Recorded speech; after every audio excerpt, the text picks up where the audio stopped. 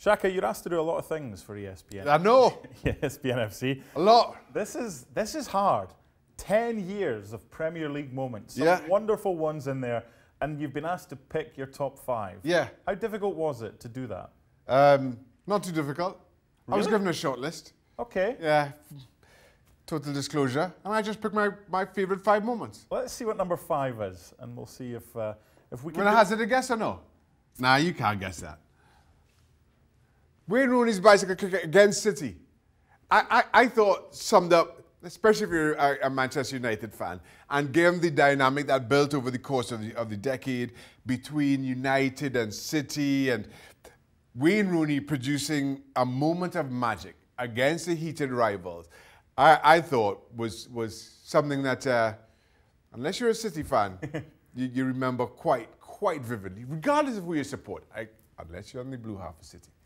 Of Manchester, sorry. So I was given the shortlist as well, but I don't know what your order is. And I'm slightly surprised that that's in there. I'm a man of many surprises, Mark, as you may notice.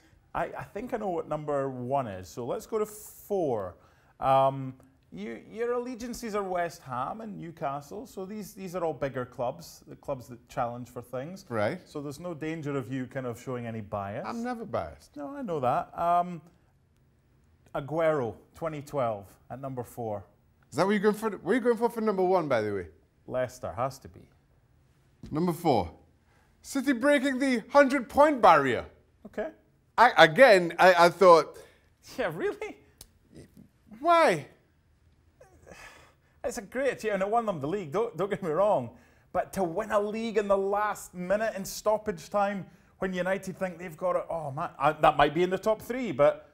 That's fine. Great achievement. I thought, listen, again, kind of given the dynamic between these two over the course of the decade, and then this City team being built and how expensively it was built, at the end of the day, all you've done is won the league. But breaking a barrier that had never been done before by some of the great teams that we'd seen, I think that deserves to be there.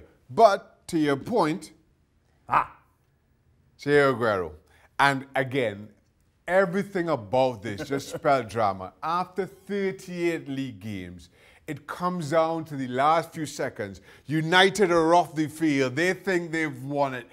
You look at it on television, there's this split screen. I specifically remember Wayne Rooney on the sidelines, and then all of a sudden, Aguero, after Balotelli's involvement, that was just unscripted drama at its very best. It was everything about the day, because on a normal December day in match day 15 of the Premier League, they probably thump QPR 5-0 or whatever, but it just had everything. It just had everything. It really did. 5, 4 and 3 are from Manchester. There's other teams out there. Do they make 2 or 1? Leicester surely won. So 2. It's got to be either Fergie's emotional farewell or Gerrard's slip. I've gone for Leicester as number 2. That is like that's Tom Watson winning the Open. I'll that's admit, how close he came. Listen, That's that kind of story. I'll admit, there's not a lot between two. I say there's not a lot in the whole 5, but I was really torn between 2 and 1, which you'll see shortly. But I thought, listen, whether we see this again or not, we may debate. And especially now... I don't think so. Well, to put things in perspective, we had a discussion at FC the other day as to whether Liverpool would go the season undefeated or whether Leicester would win the title.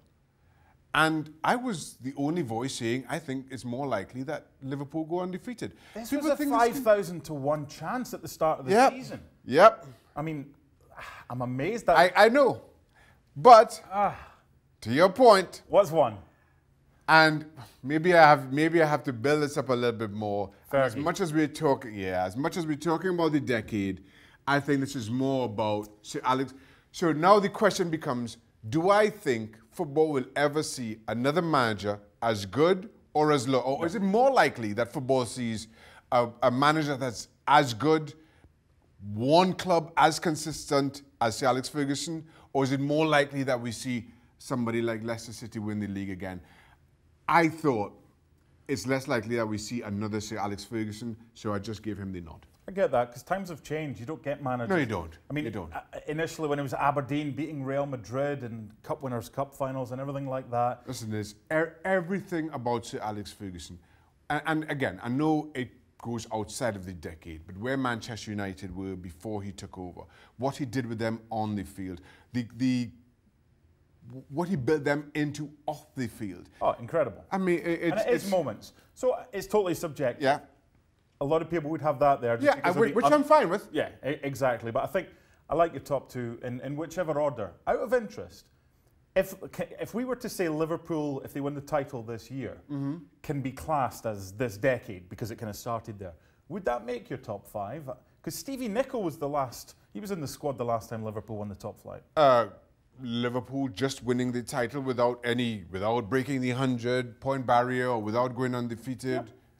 No, Liverpool I think that's important to Liverpool fans, but neutral. And as I mentioned before, I am nothing if 4 Manchesters in the top 5, and your hatred for Liverpool is shining through. No, I'm just saying if Liverpool win the title without tying it in some kind of a 100-point bow or going undefeated. Okay, if they win the title unbeaten.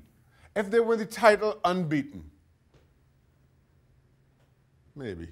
Maybe? That's not as good as Wayne Rooney's overhead kick. You're at it. We were told to wrap this up quickly after that, but that's a disgrace. Good evening, everybody. It's shocking. Thanks so much for watching ESPN on YouTube. And for more sports highlights and analysis, be sure to download the ESPN app. And for premium content and live streaming, subscribe to ESPN Plus.